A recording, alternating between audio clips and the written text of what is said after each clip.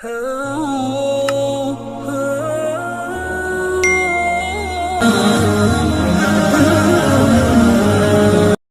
ونصلي على رسوله الكريم أما بعد فأعوذ بالله من الشيطان الرجيم بسم الله الرحمن الرحيم قل إنما أنذركم بالوحي ولا يسمع الصم الدعاء إذا ما ينذرون ولئن مستهم نفحة من عذاب ربك ليقولن يا ويلنا إنا كنا ظالمين ونزع الموازين القسط ليوم القيامة فلا تظلم نفس شيئا وإن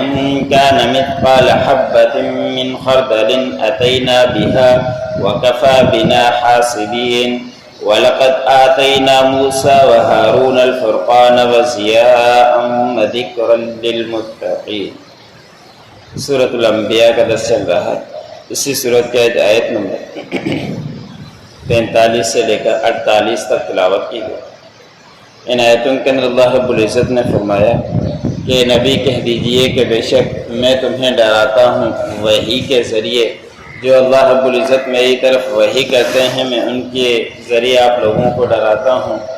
لیکن پھر اللہ رب العزت نے فرمایا کہ کچھ لوگ ایسے بھی ہیں جو بہرے ہیں اور وہ ان کو سنانے کی کوشش بھی آپ کریں اور ان کو ڈرائیں بھی، لیکن وہ آپ کی پکار نہیں سنتے۔ وہ بہرے ایسے نہیں کہ کانوں سے بہرے ہیں بلکہ دل کے بہرے ہیں، دل سے غور و فکر نہیں کرتے، دل سے بات سننے کے توجہ نہیں کرتے، ورنہ کان تو ان کے موجود ہیں لیکن ضد کی وجہ سے وہ نہیں سنتے۔ جب نہیں سنتے وحی کی تو اس وقت پھر آپ ان کو سنا بھی نہیں سکتے، اور وہ جتنا بھی چاہیں آپ ان کو سنائیں، جس طرح کے بہرے ہوا کرتے ہیں یہ بھی دل کے بہرے ہیں اور یہ آپ کے درد نہیں سنتے۔ پھر آگے اللہ رب العزت نے فرمایا کہ ابھی تو یہ باتیں نہیں سنتے، لیکن اگر ہمارے عذاب کا ایک جھونکا بھی ان کے اوپر آ جائے تو اس وقت یہ ضرور بضرور کہیں گے کہ ہائے افسوس ہم ہی ہیں ظلم کرنے والے۔ ایک عذاب کا جھونکا بھی ان سے برداشت نہیں ہوتا اور یہ عذاب بھی مانگتے رہتے ہیں اور حق بات سننے کے لیے بھی تیار نہیں ہیں۔ گزشتہ آیتوں کے اندر بھی گزرا کہ مشرکین کہا کرتے تھے، کافر کہا کرتے تھے کہ وعدہ آ کیوں نہیں جاتا جس کے بارے میں آپ ہمیں کہتے ہو، ہمیں ڈراتے ہو، عذاب سے ڈراتے ہو، آخرت کے جہنم سے ڈراتے ہو، وہ آ کیوں نہیں جاتا، جلدی آ جائے۔ تو اس وقت اس کے بارے میں اللہ رب العزت نے فرمایا کہ یہ تو ایک جھونکا عذاب کا بھی برداشت نہیں کر پائیں گے، لیکن اس کے باوجود بھی وہ کہتے ہیں کہ عذاب جلدی کیوں نہیں آ جاتا، اور پھر یہی کہیں گے کہ ہم لوگ ہی بے شک ظالم لوگ ہیں کہ ہم ہی باتوں کو نہیں مانا کرتے تھے۔ جس طرح کے معمولی سا عذاب بھی آ جائے اور زمین کو زلزلہ آ جائے، ہلنا شروع کر دیتی ہے، تو اس وقت کیا کیفیت ہوتی ہے انسانوں کی، وہ بھی ایک عذاب کا جھونکا ہی ہوا کرتا ہے۔ تو اس ایک معمولی جھونکے کی وجہ سے ہوش خطا ہو جاتے ہیں۔ اسی کو اللہ رب العزت نے فرمایا کہ اگر ہم ان کو ایک جھونکا بھی دے دے تو پھر یہی افسوس کرنے لگیں گے اور کہیں گے کہ ہم ہی تھے ظلم کرنے والے۔ پھر اللہ رب العزت نے فرمایا کہ یہ ابھی جس طرح کی باتیں کر رہے ہیں کرتے رہیں، لیکن جب قیامت قائم ہوگی وہاں ترازو لگائے جائیں گے اور ہر قسم کا وہاں وزن کیا جائے گا قیامت کے دن، اور کسی نفس کے اوپر ذرہ برابر بھی ظلم نہیں کیا جائے گا، پورا کا پورا وہاں بدلہ دیا جائے گا۔ اور موازین لے کر آئے کہ بہت سارے ترازو نہیں ہوں گے جمع، اس لیے لائے گے بہت سارے لوگوں کا اس کے اوپر وزن کیا جائے گا، اس لیے اللہ رب العزت نے جمع کا صیغہ بیان فرمایا ہے۔ تو اس کے اوپر یہ اعتراض نہ ہو کہ اعمال کیسے تلیں گے، اور کچھ لوگ اس کے بارے میں اعتراض بھی کرتے ہیں کہ اس کا کوئی وزن اعمال کا نہیں ہو سکتا۔ اس کی مثالیں آج موجود ہیں۔ بخار کا وزن کیا جاتا ہے، گاڑی کے اندر ٹائر کے اندر ہوا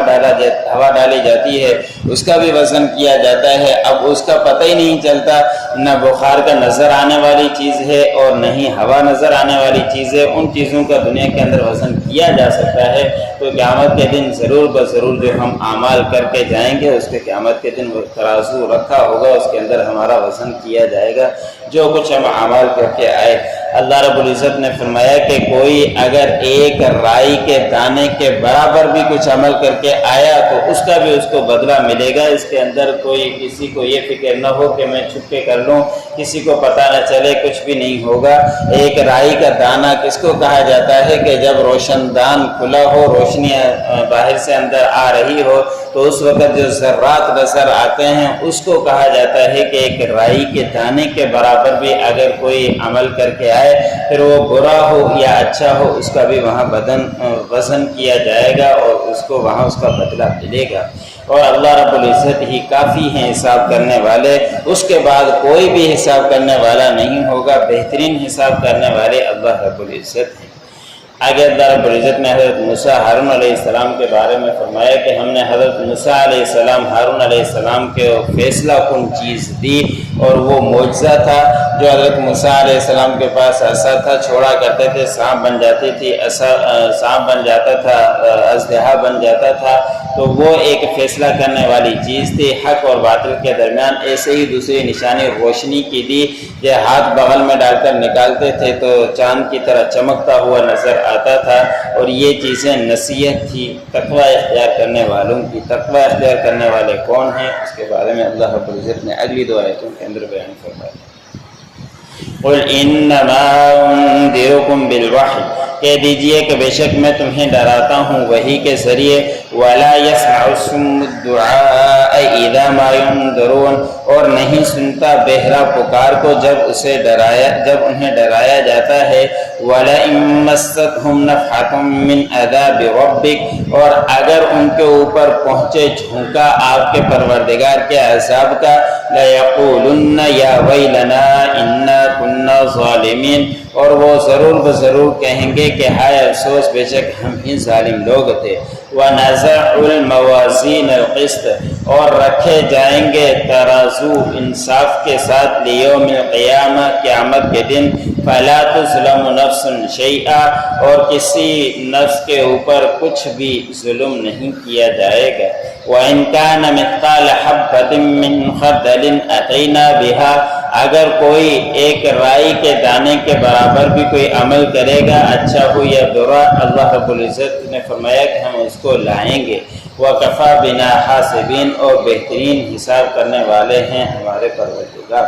وَلَقَدْ آتَيْنَا مُوسَىٰ وَهَارُونَ الْفُرْقَانَ وَضِيَاءً، اور تحقیق ہم نے دی موسیٰ اور ہارون علیہ السلام کو فیصلہ کن چیز حق و باطل کے درمیان، وَضِيَاءً، اور روشنی، وَذِكْرًا لِلْمُتَّقِينَ، اور نصیحت ہے پرہیزگار لوگوں کے لیے۔